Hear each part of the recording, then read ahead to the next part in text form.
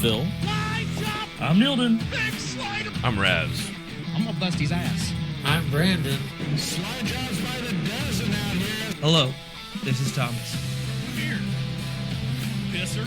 I'm John. Sit down the back straight away for the final time. Ladies and gentlemen, boys and girls, And welcome to the Dirty Sliders Podcast. Stay sideways.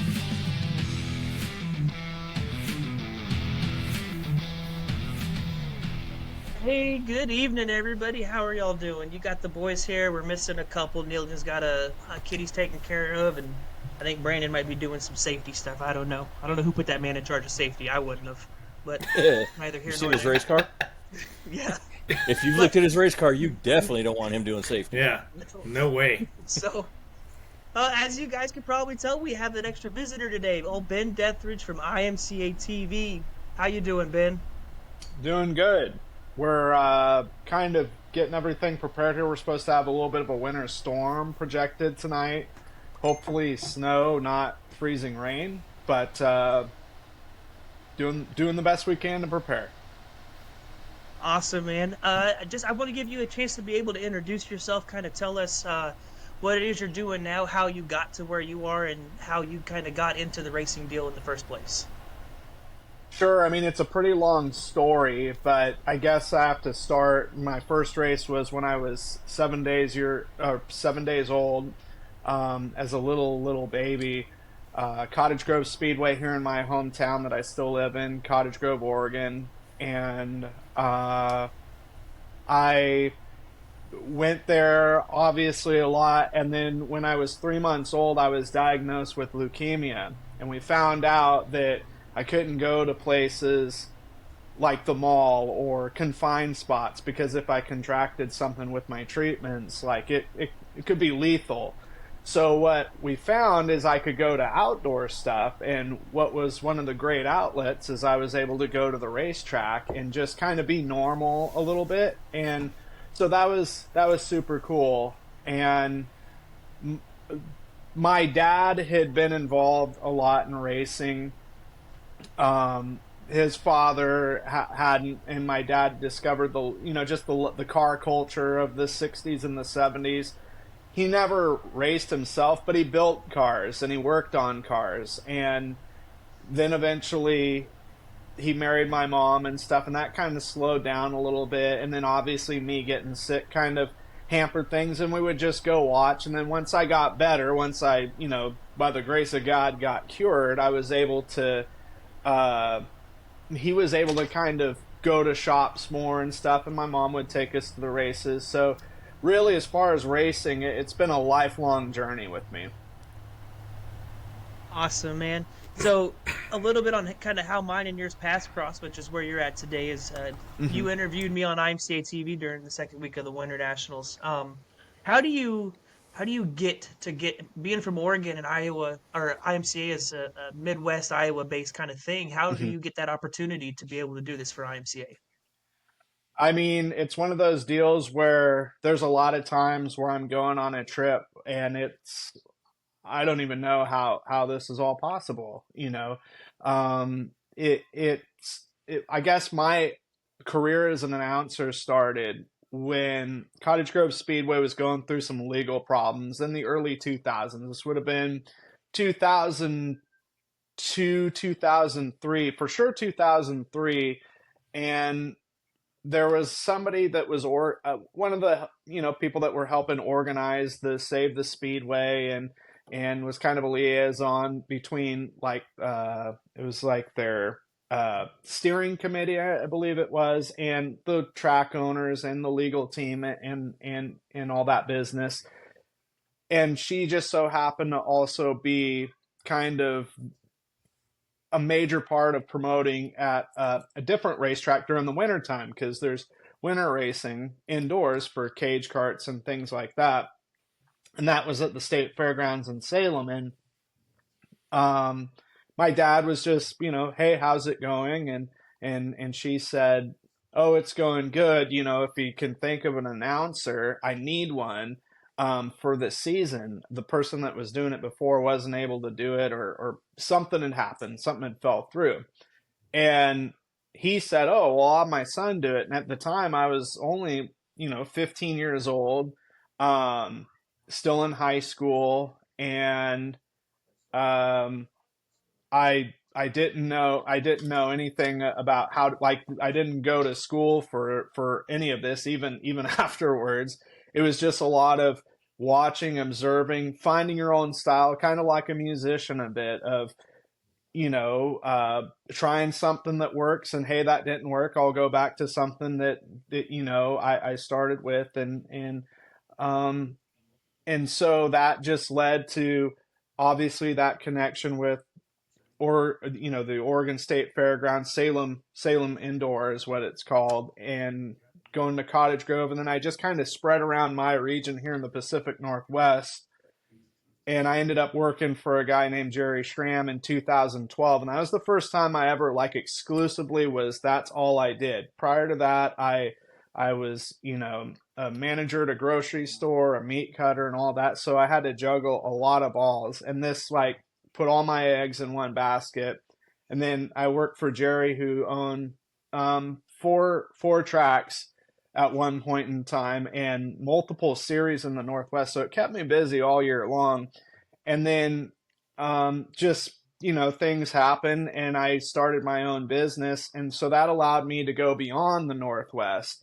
So I would go to Montana. I went to Edmonton, Alberta one time for, the biggest sprint car race in Western Canada. It allowed me to go to winter heat at Cocopah Speedway in Arizona. It took me some incredible places. And then 2017, I kind of hit sort of a crossroads. I did some pavement stuff with some sprint cars up here, and it just seemed like, okay, that was kind of it. I'd gotten remarried in 2018, and I was just kind of in the local scene, and we were, my wife at the time and everything, we were thinking of, like, man, I don't know what I really want to do, because I kind of did it all here. Everything's locked up sort of in California. There's no real inroads there. And so that all changed when COVID hit 2020, like, because, pre 2020, it was, we're using the track announcer kind of deal. And it was very hard to get into other racetracks unless you knew the other announcer, you knew the promoter. And then all of a sudden, TV comes in everywhere, because that was what saved a lot of racetracks from kept them operating. And that opened so many venues. I was able to go to Antioch. I felt like I was one of Antioch's weekly announcers. I worked with Wiley Wade there. It was like 6 or 7 straight weeks. We would drive 8 hours one way from Cottage Grove, Oregon to Antioch, California. And it was one of the only games in town in California. And then went to Susanville, and not too far from Reno in Northeast California, and eventually went to all these different places. And then kind of to how I got involved with IMCA TV was, it was 2021 for the Winter Nationals, when it was at Cocopah Speedway. And my buddy that films up here, Dirt Oval TV, PJ Risso, texted me, said, "Hey, what are you doing next week?" And at the time, again, I told you guys I kind of was at a crossroads from 2017 to 2020. At the time, I worked at a school, and we had comprehensive distance learning, CDL, which was basically online courses. And I wasn't really liking it that much. And then there were certain things that, me as a parent, like my kids were struggling with the curriculum, and it's like, oh man, I think I'm just going to take a leave of absence from the school. I'm just kind of done with it. Once they sort everything out and we get back in building and everything, that'll be good. That'll be beneficial. And my wife was working on her own business at home, and we had a baby. And so it was, that's what I was going to do, kind of just be sort of like a house husband for a little bit till things cooled down. And 2021, PJ texted me and said, "Hey, we need an announcer. The guy here, he can't make it next week." And I'm like, man, it was like on a Friday. Remember, I was here in my house. I was about ready to just hop in the bath, and it was like a Friday night, and I couldn't put in a thing, send an email to my supervisor and say, "Hey, I need to take some time off." Like I was going to go out of state and stuff. And I said, maybe I might be able to do it. And he's like, "Okay, well, let me know, because we really need somebody." I'm like, "Well, who else have you asked?" And he told me a couple of names, and I'm like, "Well, go with them. Like, I don't want to say yes and only to tell you guys no." So he said, "Okay." And then he's like, "These guys are saying no." I'm like, "Well, who else do you have in mind?" And it's like, "Well, we got this guy, but I don't know." I'm like, "Well, I'll do it. I'll figure something out." And I remember he's like, "All right, we'll have Nate over contact you." Nate over with IMCA TV. And I just remember, okay, if I leave Wednesday after I'm done with my work, it's an 18-hour drive, like maybe they can spot me a hotel or something. And what ended up happening is Nate's like, "No, we're going to fly you down here." I'm like, "Oh man, that sounds expensive." And flying to Yuma. And then I'm like, "Okay, I mean, is there a way I could maybe get a discount on a hotel or something?" They're like, "No, we got that all taken care of." That's all that I knew. And so I remember when I left, my wife was so mad at me because I didn't negotiate what my rate was going to be. I'm like, "Here's the deal. Like, I'm looking at it as paying it forward. They're going to fly me down. They're going to give me a place to stay. If I make a couple $100, I'm okay with it, And so I get down there, we get through the whole deal, and then Nate's just like, "Give me a number." And I said, "Well, you guys flew me down here, and you gave me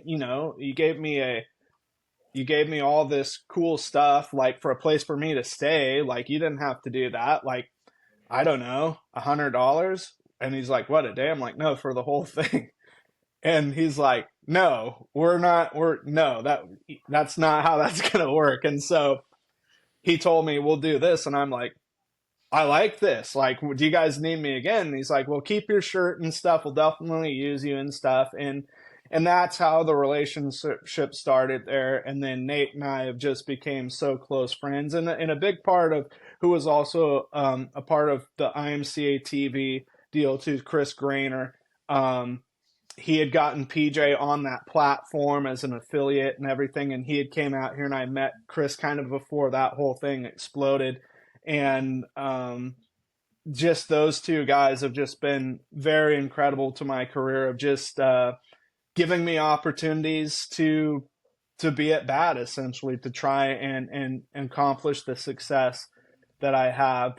And it's not necessarily I feel it's not because, "Oh, I'm tight with these guys, or I'm buddies with these guys." It's a hard job. It's a very difficult job, and it requires a lot of time, energy, focus, and they've noticed that, or apparently they've noticed that, and I'm forever grateful for that. So that first weekend went awesome. It was amazing. Like, I felt like I hit on all cylinders. And the crew is great to work with too, from all sorts of different parts of the country, as well represented there. And we were looking at, man, in order for this to really go to the next level where I want to be on a national level, we're going to have to move to Iowa. So we were looking at things. I went to the Harris Clash, and we stayed in Vinton the next day, and I got to go to the home office, and I got to see kind of the town, and just texting, like, "Hey man, there's some great houses here. Oh, this is really cool. I think the kids will like this," and stuff like that. And then I got back, we had our speed week, and we were expecting our son, our baby, and what ended up happening is between me coming home and to the day that Grant was born, my wife got COVID. Well, we had to have an emergency C-section because things weren't going so good, we'll just say, and she was on the vent for about 3 weeks, and then she just didn't make it. So that threw things in a huge whirlwind, because here I am, not at the summit of Everest, but like climbing to the top, and then it's like just getting picked up by something and thrown down back to the even deeper bowels where I felt like I sort of began. And so I thought that was kind of it, like, well, that was kind of Stephanie and I's thing. Like, I don't know if I have much more left in the tank, and I've got a 2-year-old and a newborn that I got to take care of, and then also I have kids from a previous marriage, and then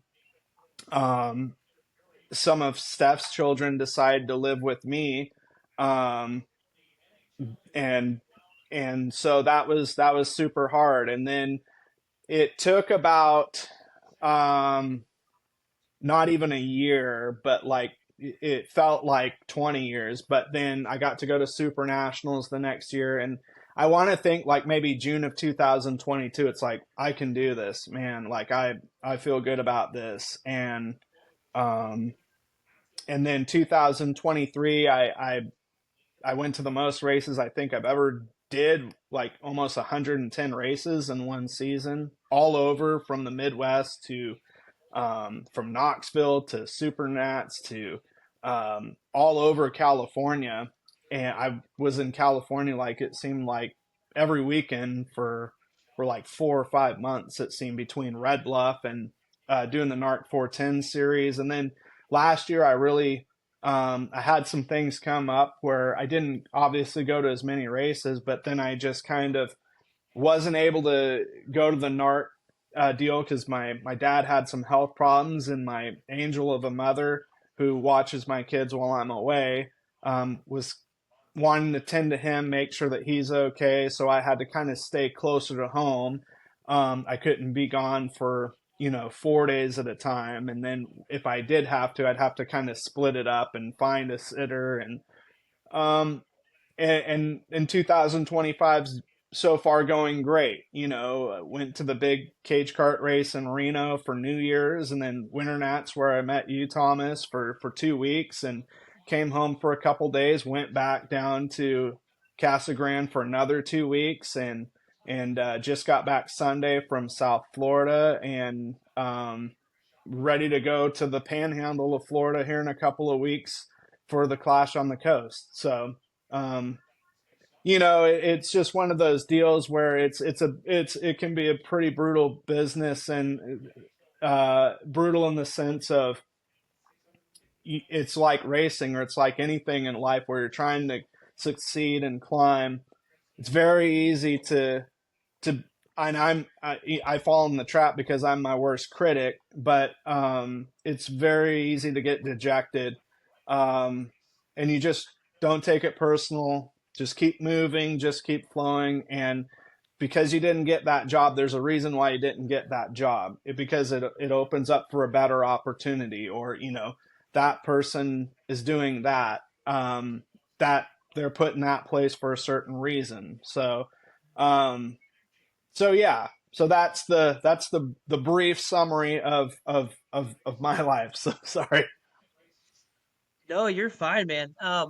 I first off, I am shocked with the things that you have gone through, that you have stood the course and you've gotten to where you are. So I think that says a lot about you and your determination. It's going back to the TV stuff and everything. What are some of the favorite tracks that you've been to, and maybe some of the people that you've worked with? Um, I mean, this sounds like a politically correct or a cliche answer, but there really hasn't been a racetrack that I went to that I don't like, because all of them are unique, and I like to pick out like, oh man, I really like this place because it's different, because the way the pit layout is, it's great because it's so close to the announcing tower, or this place is really cool because it's wide open, and or the scenery, or you know, some of the people, or it's gosh, like I would say, like, on scenery, some of my favorites are probably like Gallatin Speedway in Belgrade, where you got the Gallatin Mountains in the background. It's only, gosh, maybe an hour away from Yellowstone, um, and just outside of Bozeman. Great Falls is another good one on I-15. What's cool about that is it kind of sits up a little bit on the heights of the hill, and the Missouri River goes by, and you can see the Missouri River, but you can also see kind of the city center of Great Falls, Montana.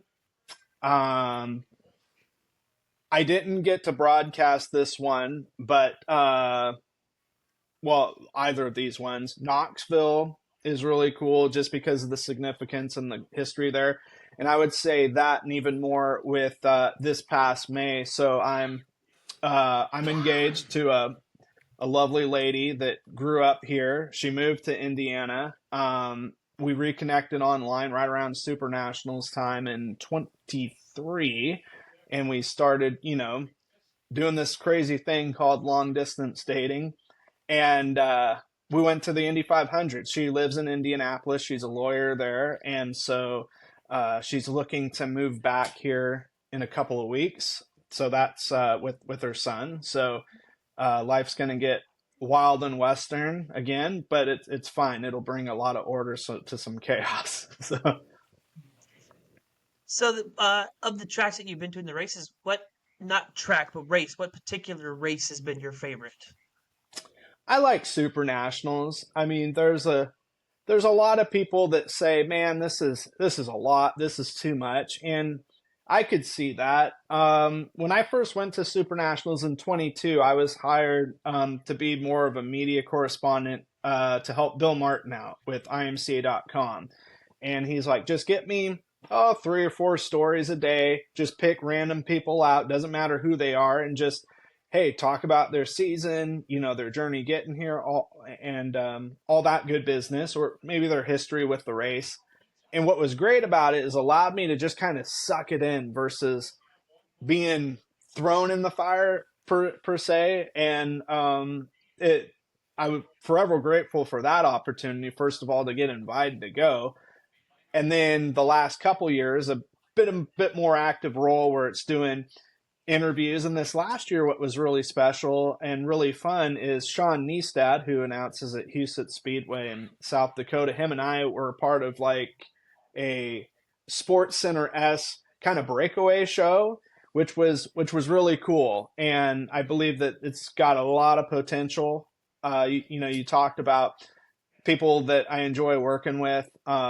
He's a guy, even though it's not play-by-play or anything of that nature, it's fun to collaborate because we're in a trailer and we're like John Lennon and Paul McCartney just coming up with, okay, you know, like, what if we do this or something? Or how about, what do you think of this for a story? He'll be like, well, you know, I think this is a cool angle or something. And then it's like, all right, where's our cam ops? Let's go get some shots. And then we kind of just bring it to our producer, and it's like, hey, it's all ready to go. It's a package with a bow on it. And he's like, man, you guys are like the easiest to work with.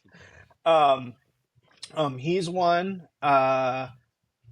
My mentor, Fred Renner Jr., who's a big hockey guy, and he actually says to this day one of his favorite cities in the world is San Diego. He's with like the Vancouver Giants, the Western Hockey League, and he grew up kind of like me, going to the races, became an announcer, and then I met him my first year doing stuff in 2004 at Cottage Grove Speedway, and he was really impressed with me. And eventually he invited me, hey, like, Willamette's just up the road, you should come. Hey, next track down is Southern Oregon Speedway, you know, how about if you're there, you know, like, and with him, it was one of those deals where I would go and I wouldn't necessarily be announcing. Every now and then I would, but it was more, I would just go there and I would watch, and I would see how he would take notes, and I would see how he organized himself, and I saw how he would interact with drivers and people, and be included in conversations. And that was well worth. I mean, I didn't make any money off of anything like that, but what was great is that I was able to get sort of that shadowing experience that is really hard to come by in this industry. Another guy who I've recently really liked working with, play by play, is Chase Rodman, who does the High Limit series. Him and I have a lot of history with the Red Bluff Outlaws, which has turned out an incredible amount of talent. Not just sprint cars, but also some IMCA racers in Northern California. And Nick Holberg, I worked with him last year in North Dakota with the Dakota Classic Mod Tour. He was great to work with. Like there's so many people, whether it's Jerry Van Sickle and Ryan Clark and Wade Andre working with them at Supernats, or last year at Winter Nats with Chad Meyer and Jason Fromelt. Super, even kind of some of the guys that hold the fort down here locally in the Pacific Northwest. It's always great to work alongside them and hang out with them. That's awesome, man. I think one thing that I have always loved the most about IMCA TV is when they do a broadcast, it's not a couple of guys in a pit recorder. Like it's some dudes enjoying some racing and they're having fun with it, right? Like Mm-hmm. Wade, for instance, at Super Nationals, and with the phone calls they do back and forth at breaks and whatever. Because I mean, obviously there's tons of break time at Super Nats with the amount of racing, but at Winter Nats this year, I mean, tell us a little bit about what you did during the heat races. I thought a lot of that was pretty funny, man, and I enjoy that the personality is allowed to be out there. Yeah, I was. I don't know if I was diagnosed with anything like that guy from that movie Split, but I felt like I had like 6 different personalities there, from cowboy, from being a cowboy to a German guy wearing lederhosen to Critter D Lovegood with a big D right in the middle. He's probably the most famous of all those, or even the Nacho Man. The Nacho Man was pretty popular. So it was just one of those things that came up where at first it was like, hey, we want you to wear this stuff and all that, and just throw people off. I'm like, okay, yeah, I can do that. No big deal. And then it became, well, Ben, you can speak some German and everything. You should speak German. And I'm like, oh, and then I just started talking. They're like, oh, no, it'd be cool if you like made a whole like there's a whole story behind it and a whole character. Like, okay. And then, well, we got this kind of redneck guy. Can you do like Joe Dirt? I'm like, you don't understand what kind of Pandora's box you're opening up here. And like you mentioned about having fun, that's the main element. And one thing, kind of, not trying to beat a dead horse, but going back to Super Nationals, even Winter Nationals this year, it's long. I mean, you were there. It's long hours. It's like we're getting at the track at 11. We're not leaving the track till 11 sometimes, sometimes even later. So most times you would think that it'd be like, man, somebody get me a smoke and some beer. I'm like ready to go. And it's not like that. It's, man, did you guys see that race, or did you check this out, or what was the story there? Or, oh man, did you see this happen? But also, it's also collaboration. We're going to the racetrack. We're leaving the racetrack. It's like, what do you think if we did this? What do you think about this idea? Or, what do you like if we shot and this is mainly with like content creators of like, man, what do you think if we shot this video where it starts like this, and think people would like that? Or because you're always looking for the next best thing. Like what worked yesterday may not work today, and what works today is not going to work tomorrow. So we're just just creative juices flowing. The hardest part of stuff like that is to go into shutdown mode so that you can sleep. So that's the tough part. It's fair. As a career announcer, I think that's a fair thing to say. As a career announcer, who are some people that maybe you have looked up to as role models, and like you see the way that they broadcast and the way that they do it, and trying to pick of what they do and kind of bring it into yours? I know you still want to make you and make Hmm. have yourself be unique, but I mean, we all have influencers that drive us a direction. Yeah, I would say, I mean, the major one was Fred Rannard, um, up here in the Pacific Northwest, who's an icon still. I remember when I first started kind of branching out and doing some other stuff, I sounded almost, they would call me Fred Jr. for so much, because it's like, man, I could swear that Fred Rannard was here, but he didn't talk about hockey because I don't follow hockey that much. So that was the big differentiating part. He was huge because he took me under my wing, and I feel like he saw something in me that I didn't see. And there's times when you're starting out where you get too close to the sun, like Icarus a little bit, and then you get burned up a little. You get in someone else's yard, and hey, what do you think you're doing, kind of deal. And that happened a lot in my first couple years. And there was about a year or so there where I'm like, man, like I'm just gonna have a limited role here, like, because I guess I should go back to everything. My plan was never to be an announcer. My plan was in life was to graduate high school, go and get a PhD in military history, and become a college professor with Civil War studies, Napoleonic War studies, ancient history, all that stuff. And I went to my first term at university, and all the money that I had made and saved and stuff, it was spent in the first term. And they're like, well, hey, next term's due. And it's like, I don't have money for this. Well, we could get a loan. We could finance this whole thing. It's like, well, that's going to drive me in so much debt. I don't know about that. So, and then at the time I had a part-time job at the nearby market. So I was like, well, I've never really had money of my own. I like this, and it still allows me to do broadcasting.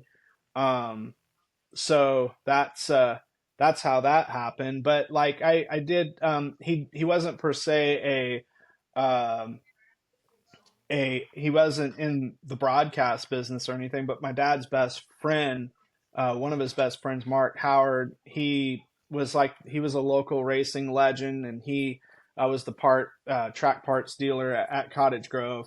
He's like, man, I'm kind of disappointed in you, because I'd kind of just backed off a little bit, like, and gotten timid because I was working at a track where I was like, man, I don't know how much farther I can go here, kind of thing. Um, and me being young and ambitious and all that, we've been all young and ambitious, and not really instant gratification, but it's like, man, I'm working so hard, but nothing's happening here. Like I'm doing so much good work. And he's just like, you gotta just scrub all that stuff off. I get that people are stepping on you, but don't let that bother you. And I'll never forget that, because I was not the last time he was murdered later that year, but like those words really struck with me. Like, hey, in this business, you're gonna ruffle people's feathers, and as long as you're doing the right thing and not being malicious, you're not gonna get called on that. Um, so that was a big moment. Other people though that influenced me, I'd say, like Johnny Gibson with the World of Outlaws was a big influence. I remember the Outlaws came to my track my first year. I got to announce the support class. Fred was there announcing with Johnny, because the guy that promoted the series of races that came through the Northwest Swing hired Fred to be the co-announcer. And I met Johnny, and, oh, hey, how's it going, kind of deal. And they came the next year in '05, hey Johnny, you remember him? Or, oh yeah, Ben, right? And it's like, whoa, this guy deals with so many people. He remembered my name. That's super cool. And um, fusing those guys' two styles together were pretty influential.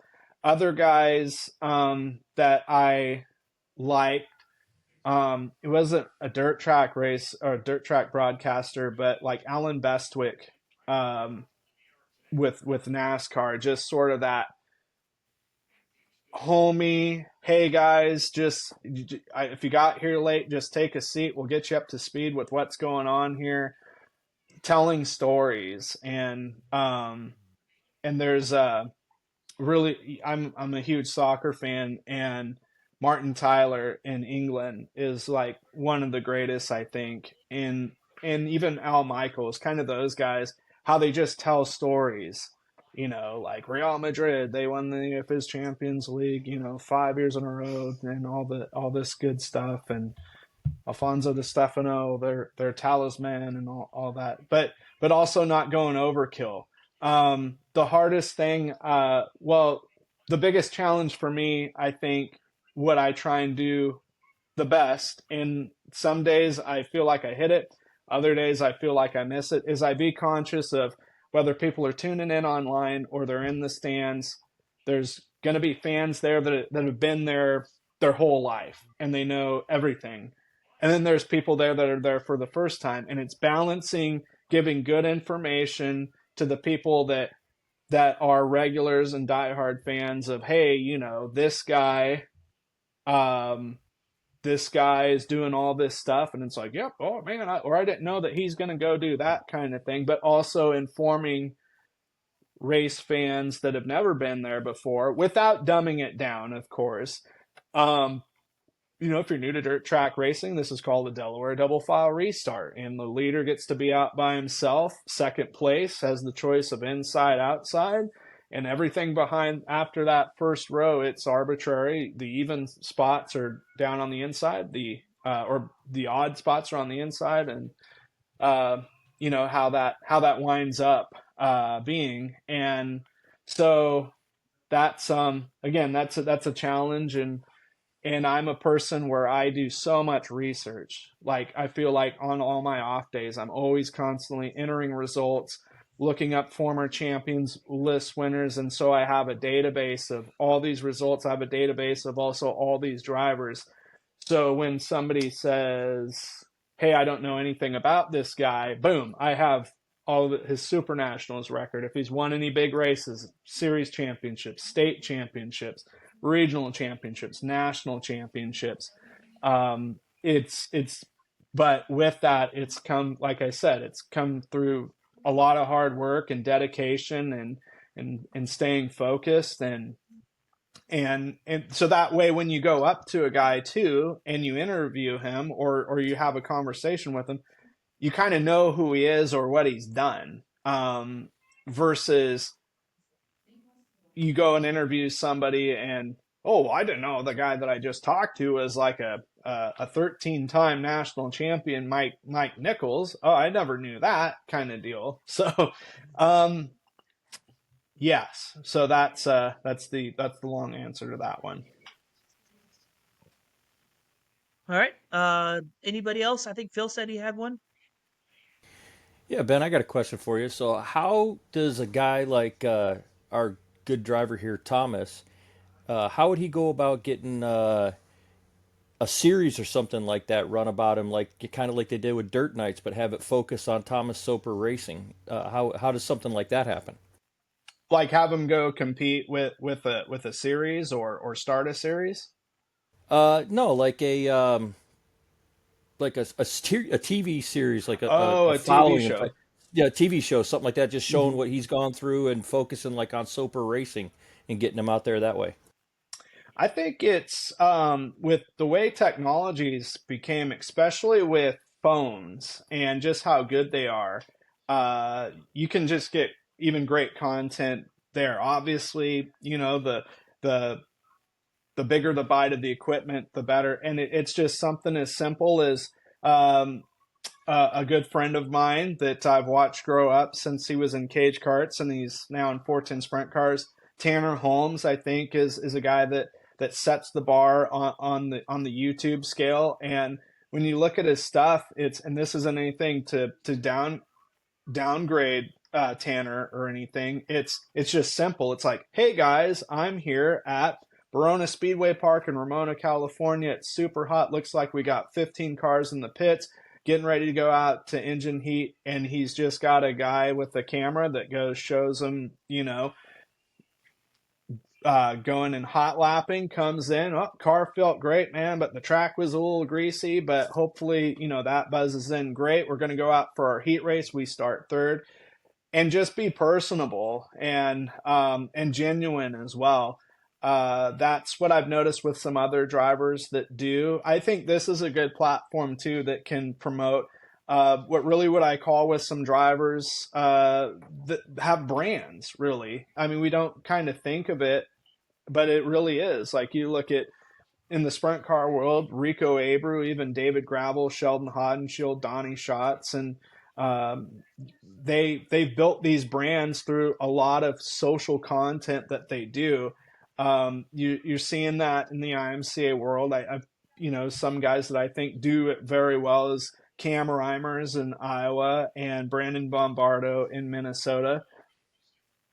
You see the Hunt the Front guys in the late model world too. And it's just like, the more of that we have, I think, is success. And obviously that attracts new people. And that's the ultimate goal, is we want new people to come into racing. We want to see new fans that turn into lifelong fans. And obviously for a guy like Microwave over there, it would obviously bring fans to him, which is that in those fans, you never know. It could be a major sponsorship, or it could just be a friendship for life of knowing that there's people are wanting to see him out there race. Cool, thanks. So one of my favorite things is a lot of announcers have like a signature thing, like Chet Christner with, "I'm going to drop the hammer." Mm-hmm. Do you have anything like that you go to use? Yeah, I mean, I have my little, again, my style and everything. And Chet's a guy that I've worked with before, and he's a great and wonderful person. I would say, like, for a 4-wide salute, it's, like, ladies and gentlemen, boys and girls, it's that to the time of the night when we go 4-wide for you in appreciation of your attendance. We ask in response that you stand up, you cheer, you make as much noise as possible, because this is, whatever it is, the race, the class, your feature of the evening.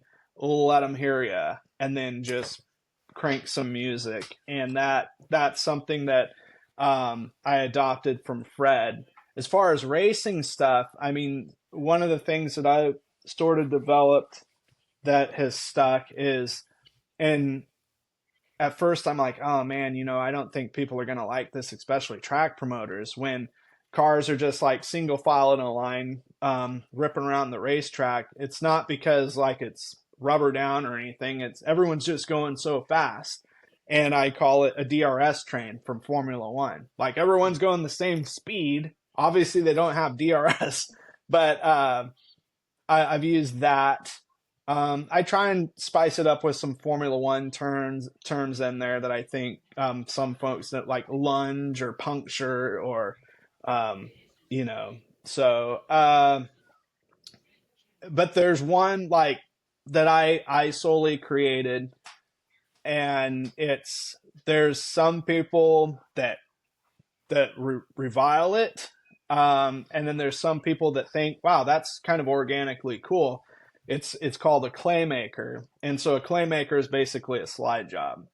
Now, the reason I came up with the term claymaker is because slide job, some people, how they say it, it's like, oh, that sounds like it's got some innuendo to it or something. So I was listening to somebody's podcast one time, and they're like, man, I'm tired of hearing a clay money, clay money, clay money. And it was at a race, and clay money is he's a driver from Kansas. I'm like, man, these guys don't understand that the reason the announcer was saying Clay Money so much is that's a guy's name. It wasn't Clay Money to the second. He's like, it wasn't a term. So I'm like, well, we race on clay predominantly, and then you could call a slide job a haymaker. Well, a clay maker. So I think some of the people that don't like it don't understand kind of where it came from, and that's fine. Like I don't expect a lot of people to accept new things or to like stuff like that. But that's just. But you got to make it different. Either than that, we're all just going to have AI robots. You're just going to be Chat GPT and what needs to be said on a broadcast. I mean, I like it. It's unique and it's you, and you got to figure the first 10 times the guy said slide job, probably said the same thing. What the hell's a slide job? Yeah. Like semi-pro where they're talking about alley-oop. It's a double pass up and I guess it's an alley-oop. You were talking about Chase from High Limit, and the Raz brought up it's time to drop the hammer comment. I think one of my favorite one is Chase goes, and we are green. And it's like there's that long pause in between. It's like, okay, wait for it. There it is. So those certain innuendos catch on to. Sure, he's wonderful because he's so laid back. You would think that the biggest thing in the world is he's under so much pressure and stuff. Which for like High Limit, like I was side by side with him for the Roseburg race, and it's like, man, this is a lot, Chase. Like, holy smokes, but then he's just so lax and chill and everything, which makes all the difference. It's all about mindset. If you're stressed out, like you're going to have gray hair before you're 30 if you're doing this in your 20s. You have to realize that, holy smokes, like not everything's going to go perfect, and you just hope that you move on and don't have that happen again. Just iron out the wrinkles and stuff. And sometimes what happens is, okay, the next night, man, I didn't make a mistake in that category, but of like calling a finish to a checkered on a heat race, but I screwed up on the lineup, so I need to work on that. And it's just like little things. And like my fiance, she'll watch all the time, and of course she's my biggest supporter and all that, but it's, oh, well, you sounded fine kind of thing. But for me, like one mistake is like, oh my gosh, but you can't just crumple up the piece of paper and throw it in the trash. You just got to slug through it. John, I saw you unmuted yourself there for a minute.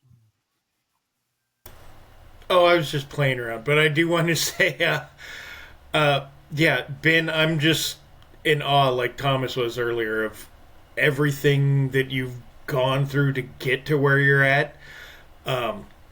Lesser men would have thrown in the towel at some point, but like you've said, you just gotta keep moving forward, and that's the only way to go in career, in life, in family, and everything. So I just think this is a great conversation, and I'm enjoying every second of it right now. Well, I appreciate that. And the way sort of my outlook on life is, obviously I have a great support system, from when I was a little baby to all the other things that have happened. So I'm thankful for that. Obviously my faith has been huge, because I think I couldn't have did it without God and without just help me through the storm here. But I've always looked at life as it's like journeying to the top of a mountain. You don't take a helicopter to Everest. You have to start at the bottom, and then sometimes you go away from the mountain, you go down, and it's like, this is no point. Like, I'm trying to get up there. Like, why am I going in this direction? But then eventually you get to some spots, to some resting spots, and then you look and it's like, man, look at all what I've came through. Like, look at all that. If I didn't go around that, or if I went that way, I could have fell off of a cliff into a river. Like that would have ended my journey, or I would have broke my leg or fell down this canyon. And and you appreciate the gains that you've made, and you just, okay, all right, let's keep going. And sometimes even then it's like, all right, why are we going downhill? I don't understand this. Like, I thought we were, we were coming off of a great moment and now we got to go down. But you just got to trust the process. And like last year was a bit of a challenge, because I had a Monday race at Douglas County Dirt Track for my best friend that promotes there, Brian Crockett. They had a high limit show, and I'm working with Chase. And then a couple days later, I got to fly into Iowa. Then I'm doing Marshalltown. I've never announced a race play-by-play in Iowa before. And then going to Super Nationals. And sleep is a premium at Super Nationals. And I just remember telling my fiance, it's like, man, this is a lot. Like, I don't know, maybe I shouldn't say, hey, I can't do this high limit race. And she's like, what are you talking about? Like, I don't know. Like, what do you think? And she's like, this is what you've been praying for, these opportunities. And it's like, you know what? When I was a kid, you go to these races and see these kids. I remember being that kid wanting to do this. And so, fast forward, it's like, this is what I've wanted. So now it's, you want to be in the big leagues and hit home runs. Well, it can be challenging. Sometimes you're going up against Shohei Ohtani or Justin Verlander, and sure, it's going to get wild and crazy and nasty, but just, worry about what you're going to do, kind of thing. So Ben, what's next? What's the short term? What's next for you? So I have tomorrow, Friday, and Saturday, 3-day show for a pretty big cage kart race up here in the Pacific Northwest, and just an hour down the road. So it's a home game. And then next week, Red Bluff Outlaws for 2 nights. And then the weekend after that, I'll go to Florida, Western Florida, for Clash on the Coast, and actually goes to Deep South Speedway in Loxley, Alabama, outside of Mobile. So, and then after that, it kind of calms down. I'm coming off of a pretty big, like I told you, Reno and Arizona for pretty much a month, and then Florida. I've been home all week, and that's been great to, still kind of be home and be with the kids and kind of tend things here to the house. Like, being on the road is great, but also sleeping in your own bed and being with your kids is pretty irreplaceable. Okay, that was the easy question. Now the hard one. What's the long-term goal? Where do you see yourself going with this? I'd really like to have it be where what would be ideal for me is where, like, a lot of these places have like speed weeks where it's 7, 8, 9 races in a row. But it's during the month, and it's like, man, what would be ideal is if I do that once a month. That takes care of all my bills. And then with my fiance being here, obviously, that frees me up to go do normal things a little bit in that regard. Obviously, there's, I do a lot of writing and publicity for tracks and IMCA.com. So I'm still watching racing and everything, watching a lot of IMCA TV. So that's what I'd like to see happen. At first when I thought that, it's like, oh my gosh, cutting back, I don't know, like, but at the same time, it's like a balance, right? I have a little bit of balance where I'm working a lot just in a short amount of time, and then obviously being a dad and raising some great children. Yes, sir. Where can people find you? What's your social medias? Just simply on Facebook. I got a Facebook page. I don't have like a creator account or the blue check mark account yet. But that's it. And pretty much any big scale IMCA TV broadcasts, I'll be there this year. So Would you plug your podcast channel? I know you got one. oh yeah. Well, I should say that High Side Racing Promotions. That good catch on that one. High Side Racing Promotions is where I put some of my stories and also some articles that I write. But also I do have a podcast where I interview drivers, and it's just I mean, Thomas, you feel free to jump in. It's just kind of laid back, like just a couple guys in the shop or in the trailer, like, hey man, how'd you get started doing this? And that's kind of the intent, not superficial, like political or not politically correct, but complete answers. And it's just a normal kind of like this, just a normal conversation of allowing people to tell stories that I think that they really wouldn't have without these great platforms that we're able to use. And that's called Beyond the Flags podcast. And that's you can see it on High Side Racing Promotions on the Facebook page, but it's on YouTube. It's on Apple, Amazon, Spotify, all where podcasts are made available. Yeah, the conversation that me and you had on the phone that became the IMCA article, it was a lot like this, just without the video. Just a simple phone call, a lot of the same questions. Super casual, and I mean, while I'm talking about that, Braden just seemed to made the call to Chad, but I mean, Chad, Jim, and you got together and made the choice to come down to the race car and interview me, and then Mm-hmm. IMCA asked you to do the article, and you said yes, and that has been absolutely huge. I mean, all of everybody around here has seen it, read it. My mom printed the damn thing out, posted it on her work wall. So it's been huge, man. And the local radio station out here, after all that was done, they called me up and were like, "Hey, we want to get you on the radio, on this date." And Mm-hmm. so it's because of you guys, publicly my name's getting out there, which Mm-hmm. makes people interested in me, and I attribute Sure. that to you guys and what you did. And so I just want to say thank you to you, thank you to Chad, thank you to Jim, um, and then Brandon's not here, so to hell with him. But uh, no, but yeah, man, thank you guys, thank you so much. Yeah, you're most welcome, and that's what it comes down to, is just telling stories, and getting, because you go in the pits and that not every driver is the same.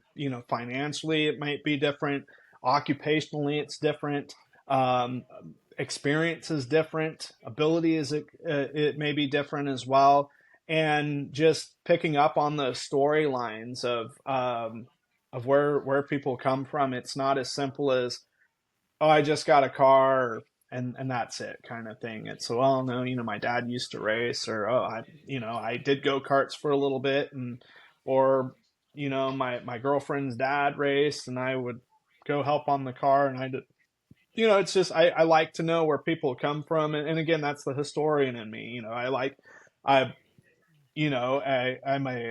one of my hobbies is etymology and learning where words come from. I like to know where people come from their racing background, where their numbers come from. That's always an amazing story too. Some of it is, oh, that was my favorite driver growing up, or some of it's like it came with the car. But I always like, that's probably one of my standard questions I always ask is, what's the story with this number? Like, this is strange. Why is it 4 digits? It's like, well, so, Yeah, so yeah. man, that's awesome. I guys, y'all have anything? I'm good. I am good. It's been great, like I said, listening to everything, and yeah, it's awesome to see Thomas getting his due finally. I did want to say one thing, not related to Ben, but we did hit a small milestone this week. We got 100 subscribers on YouTube. Hey. Yeah, Yeah. I saw that today. Congratulations, guys.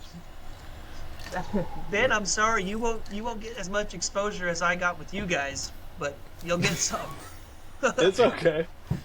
Dozens of people are listening. It's all right. Yeah, Ben, thanks. I'll definitely send it to my fiance Jenna because she was on the bit trying to. She's on East Coast time though, so it's like almost midnight there. Yes, I know. Yes, I know.